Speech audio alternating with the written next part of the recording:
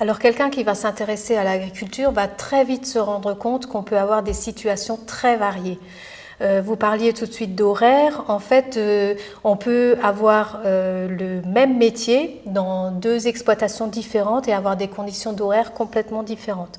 Par exemple, un agent d'élevage laitier peut très bien commencer sa journée à 6h30 du matin parce qu'il assure la traite du matin. Avoir une grande coupure le midi par exemple parce qu'il assure aussi la traite du soir, comme il peut à l'inverse commencer sa journée qu'à 9h parce que dans l'exploitation où il travaille, il n'assure que la traite du soir. Donc là aussi, on voit que les conditions sont très variables selon le type d'entreprise où on va travailler. Un autre exemple, on parle souvent de contraintes horaires, notamment liées aux permanences. Alors c'est vrai que quand on travaille avec du vivant, et notamment dans l'élevage, on a une permanence à assurer le week-end. Souvent c'est un week-end sur 3, un week-end sur 2 maximum.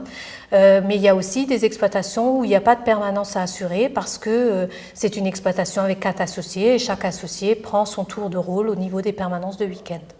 Donc il faut se pencher sur ce qui existe et puis il faut dire que le marché du travail fait qu'on a aussi le choix, même sur ces critères-là, parce qu'aujourd'hui on a beaucoup d'offres d'emploi qui ne sont pas pourvues.